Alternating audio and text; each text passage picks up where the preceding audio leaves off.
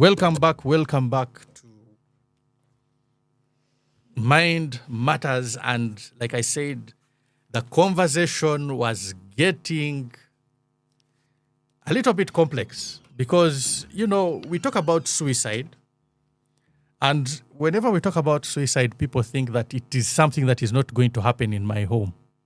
It cannot happen to me. It happens to other people. And yet we have seen that it can happen to anybody, and especially in today's world. So moving on from academic pressure, there are more pressures in school.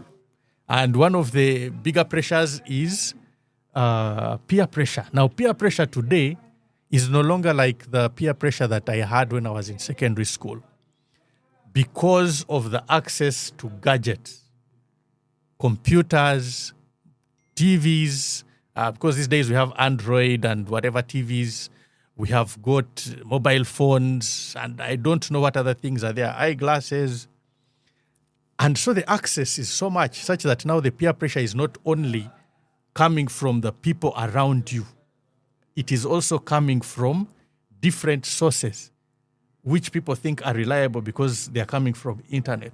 We have got so many influencers who have absolutely no background in understanding situations, in knowing what affects people, and they talk entirely from feelings. And these messages are going to the young people, and they are being validated by the fact that these people are becoming famous, or they have a big following, or they dress well, or they are from a rich family, or they have accessed money. We have even seen people who have got a name from we say traits that are not acceptable, like prostitution and all these kind of things, and theft and pranks, which are dangerous, that these young people are beginning to admire. We really need to get to the bottom of this. So in the next hour, we are going to be discussing more about this and how suicide also is affected by cultural norms and cultural practices. So getting to the part of peer pressure. Jen. Thank you, Bill. Tell us. Many times I don't always talk about peer pressure. I always want to use peer influence. Peer influence. Yes. Okay. Because peer pressure is like a thief has come in your house and puts a gun on you and tells you, give me money. But it's the same, more or less, right? Peer pressure should come with bullying. Okay. You get it? Yeah. Me, that's how I look at it. Okay. Because when you bull me, you are like, Jen, if you don't give me ABC, if you don't do this, if you don't take weed. But that also happens. Yes, we are going to kill you. Yes. You get. But now when you look at what is happening today, you're talking about social media. Influence. It is influence. Yes. You look and admire. Young people are living, humans are living in an artificial world. Mm-hmm. Do you know that? Yes. Everyone is we are becoming chameleons, want to put on different colors for validation. Yes. Yes. So people are going to social media. Now there has come this trend of where you have to change your appearance. Yeah? When you take a photo, you change your appearance. There's a time I had a young person who was from was studying nursing. And then she used to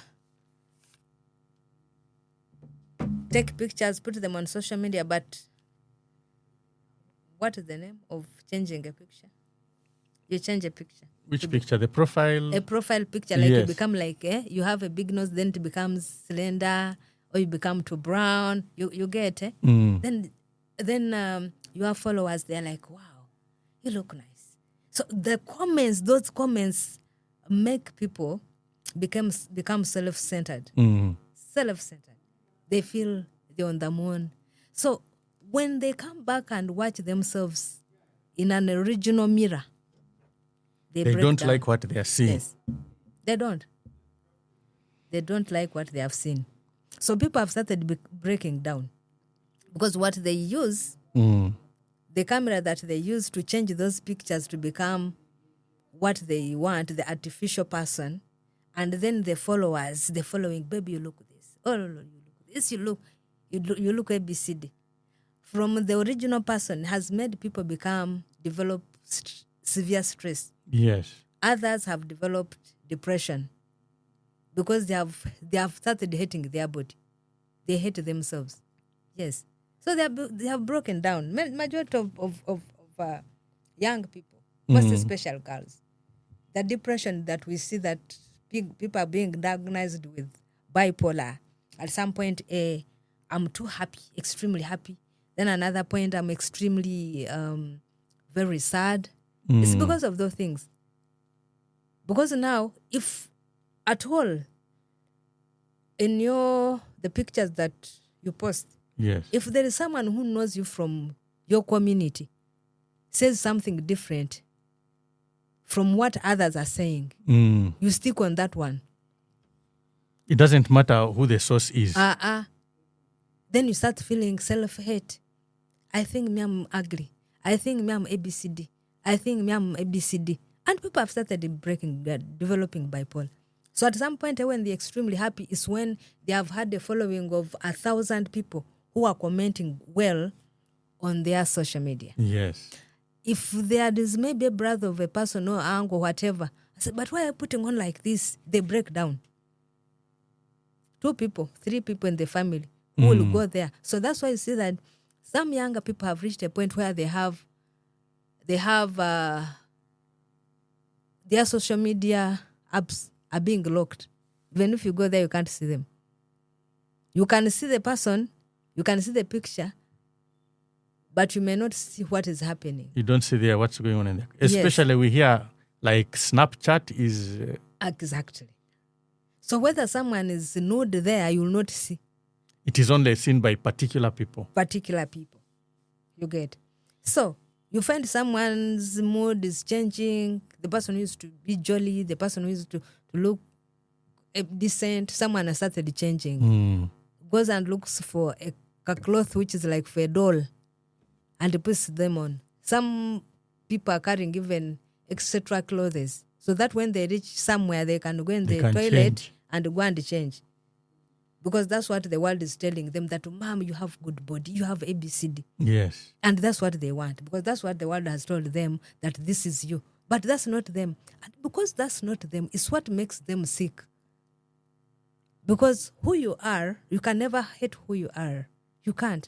But because of this artificial life costs a lot of money, they have ended up selling themselves, as you said. Yes. Yes. And now there is where I worked on someone. This someone used to date online. Far away person was far away. Long distance relationship. For 6 months. And then they were doing what people would have been doing physically. They call it sex texting. Okay. They were doing it. So does that involve masturbation? Or? Yes. So okay. The other person gets a screen, like a computer, goes nude, and this one goes nude. Okay. And then they do what they are doing. So the other person, I think, blocked this person. And this person became sick. So during the intervention, said, I was in a relationship, but this is what happened. I said, what happened? Because for us, we look for the cause. Yes. When did you meet? How long have you been together? I realized that this person, they have never met physically. They broke up from online. And they started online, broke up online. And this person got sick because was yearning to have that person and act the way they were acting. And this person was diagnosed with bipolar. So this communication thing is a big threat. And it is happening to many young people. Yes, they are dating over online with multiple partners. Now, you see, the problem is that these phones have come, the effects are there, we know them. In fact, most parents are enlightened, but you'll find many parents feeling like, what can I do? My children are bored. They need that. Let them just be on the phone. And you see, even if you don't give them phones, they know how to get phones. Yeah. Someone can be with a phone and you think doesn't have a phone. Because they will be busy that they are reading or they are not reading. Yes. So the only thing that I can encourage parents is to talk to their children. Have time with them. You know, the culture of our parents of long time ago, Yes. where they would snap, talk to you with the harshness, that one no longer works. These people that you have today, their tolerance levels are high. You talk and you talk to yourself. Actually, the more you talk to what they don't want to hear, they have thousands of people they can talk to. Yes. On social media. And so for you are just one person, or Yes. to father and mother. For you a trash, because you are just secondary in their life. The first people in their lives are the people on social media. So, we had a speech by one very important person at Barrio this week, who is the Minister of Security, who mentioned that young people, we are concerned about you. We are worried about you. You should understand that we are worried about you. And he asked the question, why don't you listen to us? You know what I'm saying? So when you're mentioning this, it's like saying, why aren't these young people listening? Is it because the parents don't have what to say? Is it because they undermined them? Is it, I don't know. What is it? And I've told you that on social media, you have this fleet of Flashy. friends who tell you good things that you want to hear. What things you like to hear? Because, the brain loves pressure. Anything to do with pressure, the brain doesn't like it. And when you frequent recording the brain with things that are good, yes, anything that has to do with negativity, pressure that the brain doesn't, it will reject it. That's why parents say they don't listen. Okay. Because the brain does the amount of info that these people receive that makes them happy is much, much, much more than the blasting them. You get. So meaning the parents need a certain approach, because they, like the Bible says, Paul said, when you go from, you become a Roman. They have to change according to how these people are changing. So are we saying that parents need to be educated on how they have to talk be informed? Informed. Being informed and having insight on what is happening is important.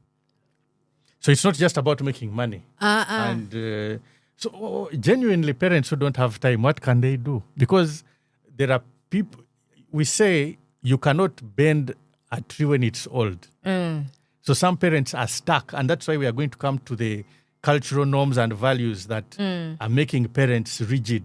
And they think that what worked during their time should work now. You'll hear parents saying, we went through this. One told me, but Bill, I drank alcohol when I was in P6. And you're telling me that underage drinking is a problem. How do we get to this? What do they need? Now, Bill, let me ask you. You want to instill, you want to bring how you grew up. Yes. When do you bring it?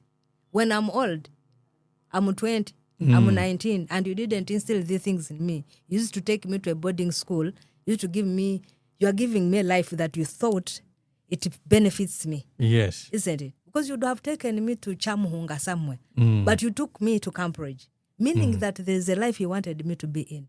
Yes. And meaning that's the approach you have to use, isn't it? Because the moment you bring these things of yours, for us, we used to be this, our parents used to beat me at a certain age whereby I've been reconditioned to where you put me. It won't work for me. I will say you are against me because you do have implemented these things that you are saying. They made you grow up as a responsible person, just as a respectable person when at an early age.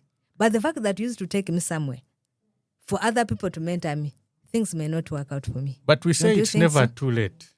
So if it is not too late... Okay, now I've made the mistake. Let's talk to someone who is watching this program. So that's where the approach comes in. How would you talk to me? Are you talking to me, telling me, let me take you back. You've seen how the president, when he comes, he tells us that you don't know what happened in the 70s. There was the what? We need to be specific. His Excellency. His Excellency. But we've not seen Yoweri Museveni Kaguta. He tells us we didn't see the war. People of nowadays, they want change, isn't it? And then he puts that... And these young people are saying, but for us, we've not seen it. We have not only seen They it. don't understand it even. So the same happens to parents. what you're telling them, they have not seen them. They are not aware that even you suffered, you carried cassava from where to where, then you carried the coffee from where to where, you used to dig for your parents to give you school fees. You don't know. So you have to use another method to ensure that, yes, this is a lifestyle, but how? I appreciate the fact that you're on this level and this level and this level. When you look at this and this and this and your performance as a person, where do you see yourself? And where do you see ABCD? Then you guide, you educate and guide, and you let someone to make a decision. But when you keep on comparing where they didn't know, where they don't know. Yeah, it doesn't work. Some parents don't take their children to their villages, isn't it? They even don't know their language. Yeah, my children, 2 of them don't understand. Exactly. I mean, they don't know, they just understand. So you can take them to the village, 2 days you come back. If you put them a math, maybe they can know that people kneel or they do this, they do this. But now you are comparing things that they are not aware. When we are teaching, they tell us. But some of these cultural values also do not help. And people are like sticking to them, not knowing that the modern child or let's call them the westernized by influence. And that's why I'm asking you, that when do you bring them? If a person, I'm telling you that I'm here and you've taken me to a certain school. Yes. Isn't it? And the people I'm going to find there, then my generation, the things they do, they are doing it differently. And then according to you are saying that actually what you're doing, the lifestyle you are living in is actually bad. But for us, in our time, this is what happened. But this person has not been in your time. Yes, exactly. Has not been in your time. And I'm saying, if that is the case and you wanted your child to be, then you would have taken the child to Chamhung. Yes. And be studying there and they come for holiday. So now you're saying that the parent should adjust. And I'm saying that the parent finds it hard to adjust. So we are at a stalemate. And Kat, now, if they are finding it hard to adjust, we are talking about approach, how to approach them. Okay. And they don't relate. Like yes. Comparing. Don't you think that these parents now need to be taught these things because, I mean, they need awareness? Now, the problem is that, you see, every adult knows that they know better. True. We've had situations where they do, we go and take to the parents, and there is a parent who told us that at this age you are telling me, because the daughter was at the university but had been relapsing because of drugs. Yes. So they were trying to help the person on how to support the daughter. Yes. And meaning that when you're supporting, the parenting has to come in back. Yes. So this person was like, she was a doctor. At this age, you are teaching me on how to manage my own child. Mm-hmm. So we're like, no. Because the approach that you use, if it has failed, then you have to be supported. You have to support. Yes. You get. So there are those ones who are in denial. They want to use the force at a wrong time. And remember, there's judgmental. You are judging someone, but you are not helping a person. Exactly. Those are 2 things. Parents judge. And the more you judge someone, the country which has bent, you have to make sure that when you're putting this pole, you are holding it properly, because you can overstretch it and it breaks. So do you think that now we need to start talking to the young adults about parenting? That's what is the most important thing. Because now we are helping one part. Yes. We are helping the youth. The youth is just going, what? Have we talked to these ones? Because even them, you may find that they are young parents. Who has helped them? You get me. You can help me, but where I'm going, these people have no insight. They are still blaming me. They want me to become like them, but they are the ones who created an environment for me to become what I am. We are not saying that parents are the ones who are pushing these children. No, it happens without their knowing, exactly. Unfortunately. So the approach, because now it's like having an ill person, Bill. You have to first prepare yourself on how you're going to manage the person. First of all, emotionally. When you break down, even the sick person will know that this person, so you start crying, you keep on crying where the person will die sooner. But you have to show the person that you can live I know you're strong. You have been through thick and thin of these sicknesses. I know you'll make it. Yes. It is the word that makes us stronger, not the blaming. But there are people who come where someone is ill and then they start touching their chin. God, you'll do this. Then they go and bring people to pray for the person. This person will become more sick because okay, I think I'm about to go. But the courage we give people who are struggling with illnesses is what makes them live longer. Yes. And that's why they tell us when we have ill people, it's not good to bring people who have negative energy near. Yes. We're going to cry. Oh, you are going to leave us. What? You bring those ones who are stronger. You can make it. We can even dance before them. We can even talk good things before, and they will leave. So the same happens to these ones. This person is broken. They know, they are aware that they have done wrong things. They know they have failed. Like for drugs, they know they have failed. They have done bad things. But now if we don't help them to overcome the guiltness, to show them that actually they can still live to their whole potential, the moment we talk to them negatively, they will break down and go and use substances as a consolation. Yes. Or they kill themselves. And using substances now is also another way in which people Cope, and it now leads to suicide. Yes. And I think the number of people who commit suicide using substances is very significantly high. Yes. And so now we are being pushed. This is very this subject of suicide. People just think it's killing yourself and that's it. And or they were badly brought up, or they were bad people. But They're you can see. But they have too much money.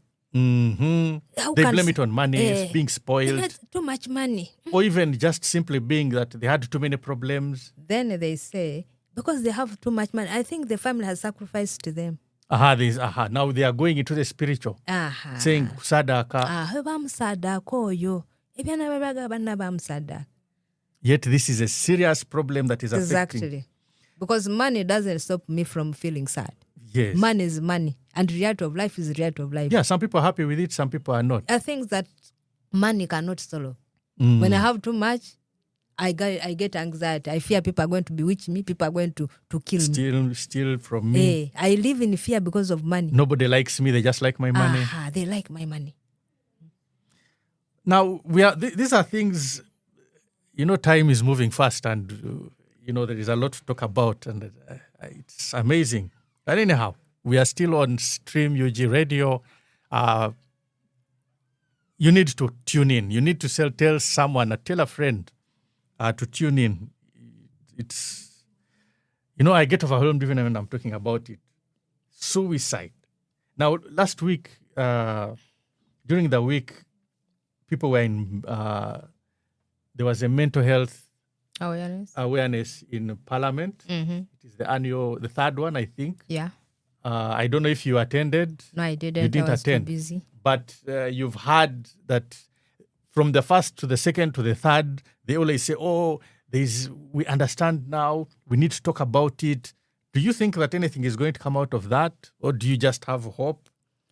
Or what would you advise? The question is, what is the intention of creating awareness on that day? Are they creating it on using the people who are around? Are the people who attended going out there, or they're just going to talk? Because there's talking and implementing. Yeah, and Parliament is for talking, we were told. It is just talking. People are talking, but they are not implementing. Others are just using it as a way of survival. Yes. But they're not reaching on the sufferers of this thing. That's mental health disorders. Yeah, suicide. It's a pandemic, slow. Yes. But a killer. Yes. Yeah, suicide is a complex issue. Many people are moving when they are dead. Yeah. So there is this intentional suicide whereby you go, you are too angry of yourself with yourself. There's this unintentional suicide whereby you are too angry and you're driving a car. Yes. And you feel like you should have beaten someone. Yes. Then you go and roam into a truck. you'd have beaten someone. And Yes. that too much energy, you go and roam into a truck, or you kill, or you kick someone. Then when after doing it, you relax, you feel good. But unfortunately, you can die. True. Some people have died out of anger, too much extreme anger. You're disappointed. You feel like you should have beaten someone, and then you get a key. Or you have too many problems. So we call that unintentional suicide. Yeah, because you don't intend it. For you, Okay. you're overwhelmed with problems and you're angry towards everything. Yes, there is something here about, we call it existential suicide. Life has no meaning. Some individuals die by suicide not due to clinical mental illness, but because of existential despair, chronic loneliness, trauma, or profound sense of meaninglessness. You know, the causes involve undiagnosed depression, for example, loss after loss of a loved one, aging. Yeah, aging actually causes a lot of despair. Why would someone commit suicide because of aging? Now, let's use example, because we are doing reality therapy. Yes. We are in reality. Yes. Now, have you ever wondered a situation where someone has been working? Like, for example, some people work in parliament, they have a good life. Yes. They have these packages where you have to go abroad, you relax with your family. Fuel is catered for, everything cars, is repair, catered everything. Yes. Then, a Dumude comes. You have to retire anyway. You have to retire. You are not prepared. People don't even prepare for retirement. Even if they prepare for them, I'm going to make a farm somewhere. You don't know how to dig. Have you been digging for all this long? You have no don't. experience. Yes. I'm going to have a farm in ABCD. By the time you retire, you don't have the energy. First of all, the stress that you start developing, the anxiety you start developing, that you're retiring alone, by the time you retire, you can't manage that farm if you don't see a therapist. Because every person needs a therapy at a certain stage. Yes. To prepare you for another world. People have thought that retirement is death. Retirement means that you have been working for 60 years for other people. The second step is yours, to work on things you never done. My farm, my people going with your people, having that free time. But we have had this perception of, I'm going to retire, now I'm going to die. Yes. So you come out with that, with anxiety. And this fleet of treaty that they have been doing for you, they are no longer there. You are going to sit in one place. Yes. There are people in the village there that used not to visit. You do pass on them, nobody kafufu. They are bewitching me. You abuse them at when they come near your farm. They are the ones you are going to stay with. So you fear to go there. Yes. Meaning you'll still use people to be there. You are not going to be there. And yet you would go and relocate to be there for a week and socialize with the commoners. What you call commoners to you? Omuntu wa wansi. Omuntu wa wansi. Kubanga Yes. aba abantu bola babo. Are the people who are living longer, people in the 70s, 90s, and they don't care. Yes. They eat, they live, 100 they live. But you who is in town, you can't even relax with them because you look at them as if they are, bantu ba wansi, tebajja mu kitibwa kyo. So you coil in the house. You be in your house. You wake up, Yes. you read the news, you eat, you watch the TV as you're getting depressed. Then you go and sleep. You move, you didn't have even good relationship with your neighbors. Then eventually the brain starts shutting. And then even there is aging, body breaking down. And it comes from the brain because the brain controls here. So you hear someone has died at 60. He's not supposed to die at 60. Yes. So the moment someone starts getting emotional pain. Even some from their looks. Yes. Emotional pain disorder, you are not sleeping because already you had started developing anxiety. Yes. When you knew that my time was near. By the time you retire, you're already having a mental disorder. You have an emotional pain disorder, you have anxiety. Then your performance starts deteriorating. You know, there is somebody who told me when they saw the flyer and the advert for this show, and the person asked me, said that, can you tell us can you give us the ways in which people commit suicide? And I'm like, what? You want me to encourage? It's like training people that these are the best ways to commit suicide. And yet, of course, there are things which are like the ways in which people, the most the ways in which people commit suicide that are almost 100% sure you will die and all that, which is sad because you find these things on the internet. I've been seeing here that mental illness is related to suicides are 60 to 90% globally, varying on the region and healthcare access. Then the existential life meaning despair without formal diagnosis, because they are not measurable. How do you measure that? So it's usually, but they estimate between 10 to 30%. So that means people who commit suicide because of mental illness or mental health disorders are more than those of this kind of suicide. Because the others one, as I said, the others ones who have anger disorders. Get it? Yeah. Anything they want to snap, anything, they have this extreme anger that they can hurt someone or hurt themselves. They are there. Yeah. What about people who like Hurt themselves.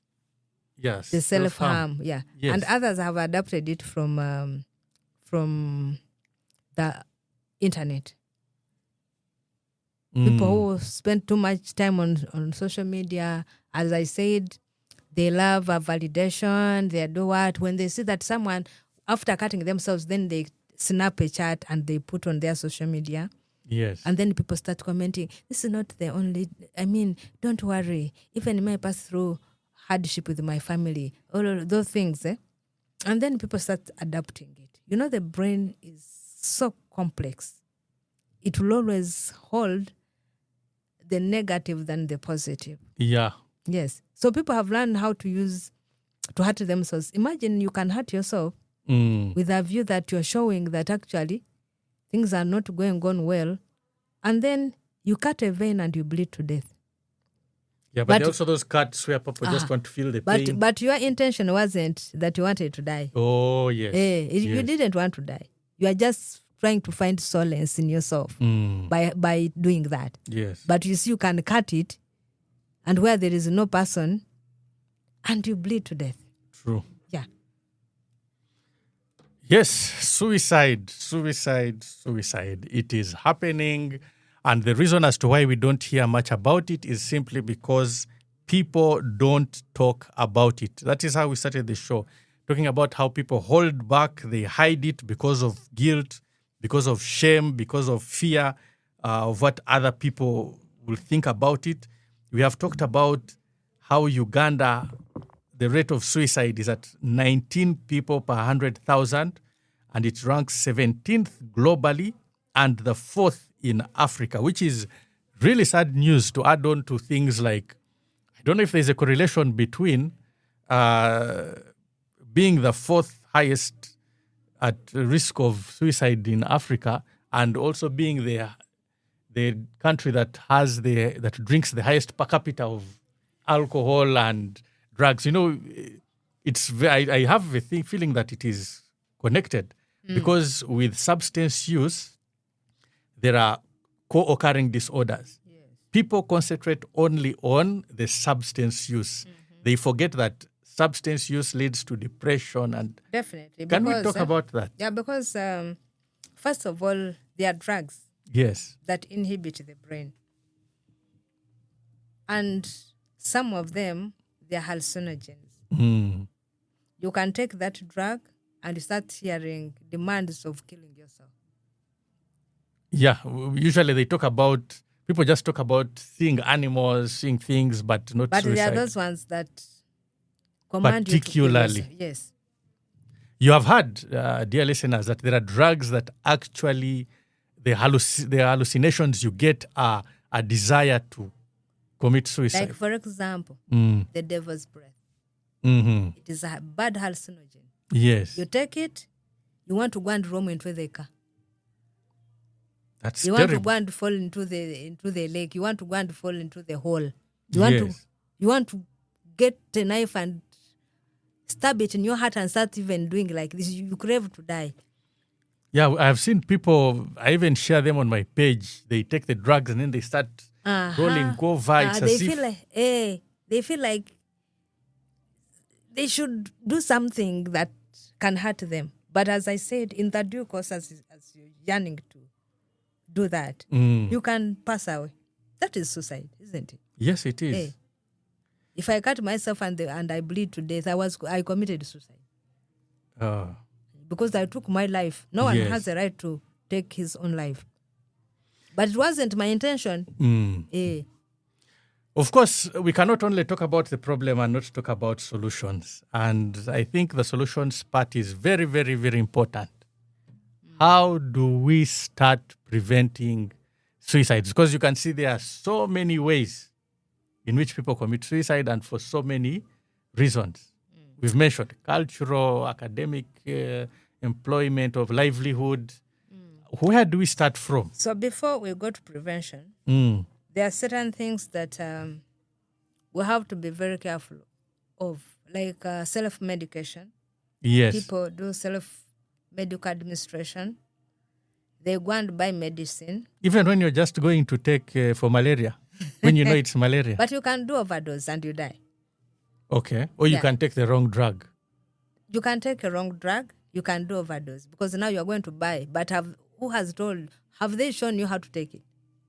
But these days, pharmacies have become... Mushrooms. Not mushrooms, but they have become medical centers where you go, you even do the tests for malaria, then they give you the medication. I know of so many pharmacies where you just enter, because there is a short film I acted on how people just enter into a clinic and they ask for medication.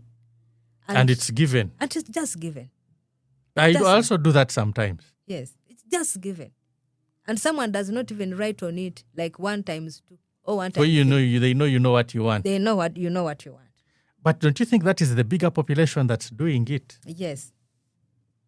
So those are side acts. Some have reached there, and others have even reached a point where you write 1 times 3, and someone misinterprets it and takes 3 times 1. Yes. So that is an overdose. So those become accidental deaths now. Or it can cause other problems. Yes.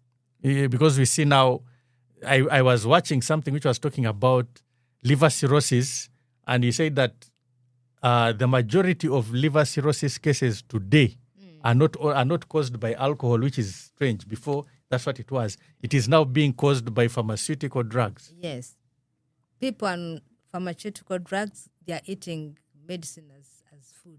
So when you get cough, you go for medicine. You get... So imagine that, like, you have cough and then they give you, what is the medicine? I've forgotten the name, which is now common in schools. Yes. That people take them in cartons. And then you find they're getting seizures, they are going into comas. That is serious. Yes.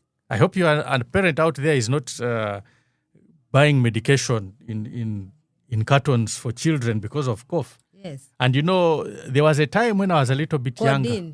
Codeine, yeah. Yes. Codeine is... Children buy them. There is even a bottle for 25.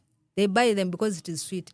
So if someone has not prescribed it... And it's highly addictive. Yes. If someone has not prescribed it for your daughter, your son, or yourself, meaning because it is sweet and it gives that calmness. People think that every drug you take will be high. Yes. Not all drugs are uppers. Some of them are downers, that they inhibit the brain. Yes. You sleep. You relax. It relaxes the body. It relaxes the brain. It becomes inactive. The brain becomes inactive. So I'm going to get this bottle and drink all of it. Yeah, and they mix it with some other drinks to get high only. I mean, to get that comfort for now 3 days, 4 days. Now those ones are the addicts. Yes. Now we are talking about the amateurs who are doing it just because it is sweet. Just because it is sweet. And they want the body to relax because they have cough and the body is on heat. The heat of the pain, they're uncomfortable. So when they take it, they feel better. And then they develop tolerance, and then they need more and more of it. More. And then the liver is getting affected. Our dear listeners. And then they start getting depressed. And the depression will lead them to suicide, suicidal ideologies, and then act.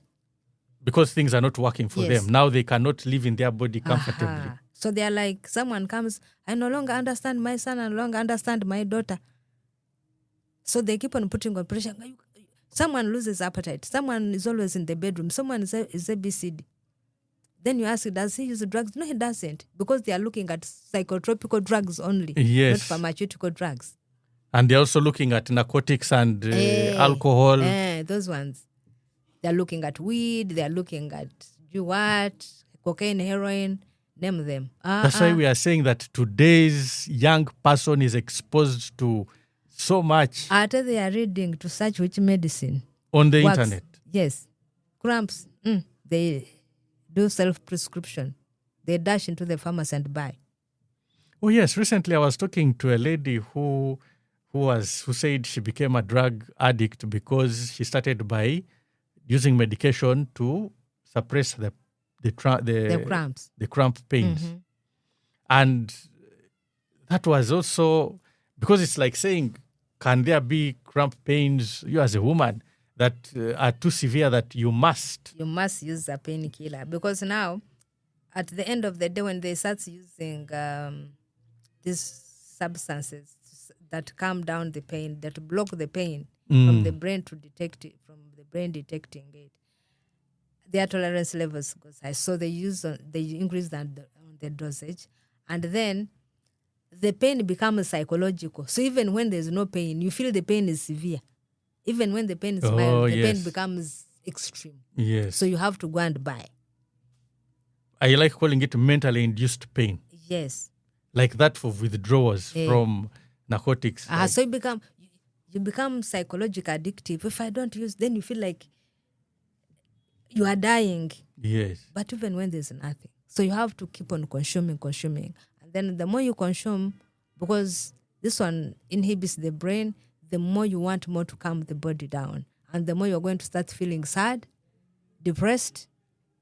And then someday you yearn to commit suicide. You want to leave this world. You be like, it's too much for me. It's too much pain. Now your brain concentrates that it is the pain which wants you to make you die, because you feel in the world you have been suffering a lot.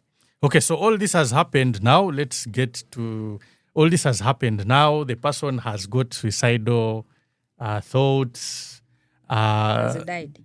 Or has it not yet? No, they have not yet died. They have just got the thoughts and they are beginning to want to do something about it. What do you do to help them? Maybe now we are looking at treatment. We are going to look at two categories. Mm-hmm. The sufferer, who's struggling with pains. Yes. Emotional pains. What do you do? Yes, what do you do? So, the person who is struggling with emotional pains, as I've explained, there are those people who have developed, just that they had the pains. But the more we use drugs for suppressing the pain, our body reaches a point where it cannot fight on its own. Yes. So it becomes psychological problems and mental problems, because we don't sleep because of too much pain. Yes. And then it becomes an emotional problem where we have to always cry. We have to cry and feel inadequate and feel like them. If we have these signs presenting themselves over and over, we have to come and seek for help. That is, do they need to get into rehab? Do they need counseling? They need to come for the first intervention, consultation. I've been feeling this, I'm feeling this. So assessment is done. Mm-hmm. When the problem is discovered, they're psych-educated on the problem and how to manage themselves, what they should eat, what they shouldn't eat. And then we see whether they need a psychiatric intervention, depending on what we've discovered, and whether the psychiatric intervention, they will need medication at a short-term level. And then whether we continue with them, giving them support, emotional support, they have to come, let them not fear, because people are scared to come for mental health revamping because of the stigma that people still have in society. Yes. They will say, Dimulalu,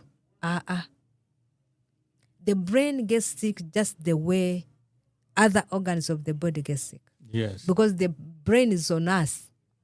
It is on the person. So how come when someone gets a mental health disorder, people get scared, people get overwhelmed, people discriminate others? The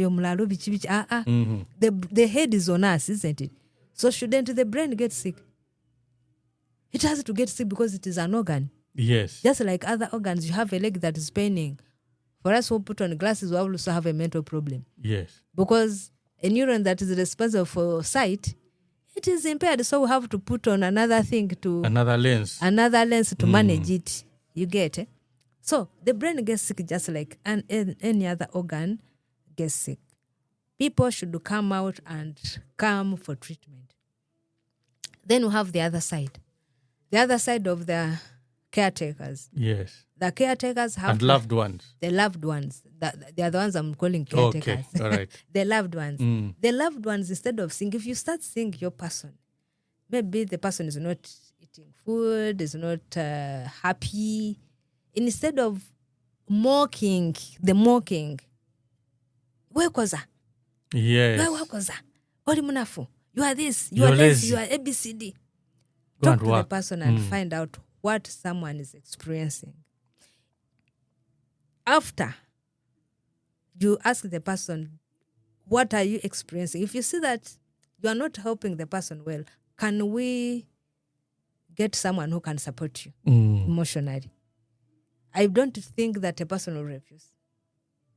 Yeah, and sometimes they may refuse, but keep on hoping. Insisting. Persistence works. Yeah. If you see that it is severe, you can use involuntary method interventions, of taking the person by force, because at the end of the day, you want the person to get better. Yes. Then with the people who have substance use disorder, instead of mocking them, you are stupid, you're bad. I wish instead of giving birth to you, I would have given birth to a banana plantation.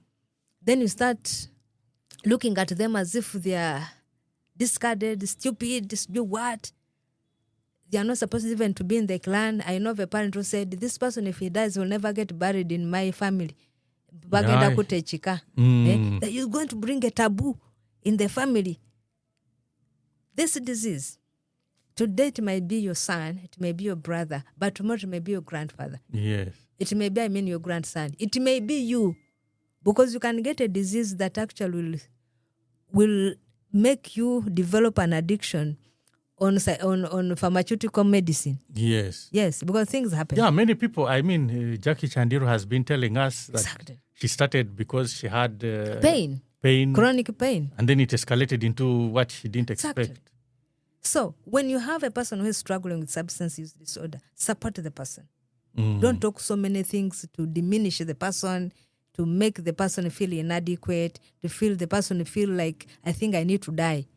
People commit suicide because families have done mayhem on them.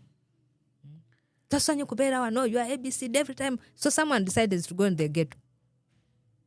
And then maybe in the ghetto is hard, wants to come back, and then they keep on chasing him as a rat. Yeah, and you see, parents, especially from affluent or well-to-do families, don't understand how is it that their family members can go and stay in a ghetto for 2 weeks and feel good and even refuse to come back. Yes, they feel better. They leave the money there and everything, but they come to the ghetto and stay there. They eat, maybe they can drink on a soup of a hoof of chigere, the cheap one. The mukene, and they are okay. Because that's why they find peace. They find love there. So they are escaping from... it's about finding a solution, basically. Finding an environment that can favor them. We are still on Stream Radio, Mind Matters.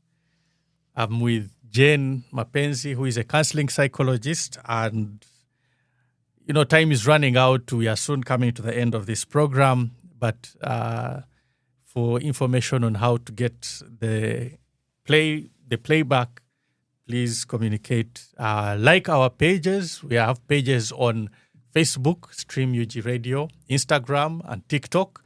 All of them Stream UG Radio. On X or Twitter, as it was called, it is at Stream UG Radio. And also you can contact us by email using info@streamugradio.com. All of them in small letters. So suicide is what we have been talking about, and I'm going to just give a recap of what happened in recently. Parliament called for last week Parliament called for reinstating mental health wards in hospitals and employing counselors in schools. Quickly, let me just ask you: have you seen any mental health? In a school? Yes. Well, I've not been there. I don't know. You haven't been there in a while. Okay. But some children have been saying, the ones I see, those adolescents, that they have counselors in there. They have counselors. Yes, but when you ask them, do you take an opportunity to actually approach them, they fear that actually yes. they connive with their teachers. And their teachers will know, and they will beat them, or they will tell their parents. But they have said they have them. And we don't know if these counselors are anyway professionals in those areas. Because we have the general counselor who just Yes. soothes people. Yes. Well, as we say, it is a difficult situation, but I think we need to, since we were in Parliament last week, we hope that they will do something. We hope they'll give us legislation to protect people. You know, we also hope that the government will do something to enable the economy to grow, because we have talked about how things like unemployment and poor living standards affect people and drive them to committing suicide. One thing I would like to do is encourage the community to be involved in advocacy for mental health reform. And I'm not talking about professionals. I'm not talking about NGOs. I am talking about you, our dear listener, who is there. You don't really have to know too much. What you need to do is to be able to add your voice to those who know. You will say, nobody can do it alone. There is no money that can solve a situation. It is numbers and interest that people do give. So today has been, and still is, we have a few more minutes, a very interesting talk we've had on suicide.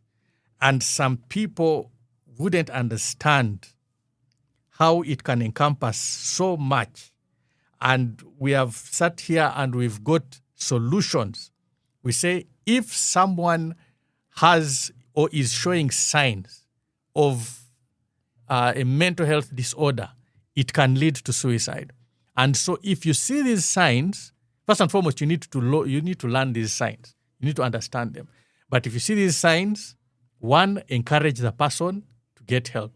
If you can't encourage the person to get help, find someone who can, usually the enabler or someone who is close to this person. And it is also better for the person who is going to help to get professional support to be able to help this person. We have said that if a person then fails and you see that they are putting their lives or other people's lives in danger, then you may have to use the involuntary, what people call it force them into getting the treatment option that they need. So, Jen, we have talked about all this. We cannot finish everything. I want you to summarize and tell us the problem and what you want to remain in people's minds. I think before I summarize, we're talking about factors that lead people to suicide. Yes. There's something that I'd forgotten. You've seen people who go for, every bank is advertising for loans. Yes. You get 100%. Yes. Are you aware that some people are committing suicide because of failure to pay their debts? Yeah, you're going to lose everything. Yes, because people's properties have been taken. They have been taken. And so Yes. people have resorted to killing their family members and they die as well. Very sad. Yes. Every bank is advertising. People have gone to pick borders on loans. So if finds a border man and takes the board, and what the border person comes, the owner wants it. Yes. Then what happens is someone to commit suicide. Those are the people here on radios, ex-Yabula. Kumbe, someone went and maybe threw himself somewhere. Others are moving on the road and intentionally. They are lost in thought, absent-minded. They go there to be knocked. Or to the ones who go to commit suicide, Yes. being knocked by cars. They want to be knocked. And the people have been knocked. And then they say, they can't knock the X. But the more person had gone to commit suicide. Oh, yes, I remember I told you the story of a border man who told me that for him he's looking for any chance in which he can be knocked. He doesn't care. He says, if I die, well and good. But if I don't, they'll pay me more money than I make. So people have decided to commit suicide in that way. Just goes to the road and calculates, and they knock them. They have gone to commit suicide. Yes. But this one is not recorded anywhere. They say they can't knocked. But actually someone had gone. Because they even tell us when you interface with them, they tell us, I had gone to commit suicide. Nali nyingira went motoka nensibirako. And no one has recorded this. No one does. Yes. I mean, we have a problem in research.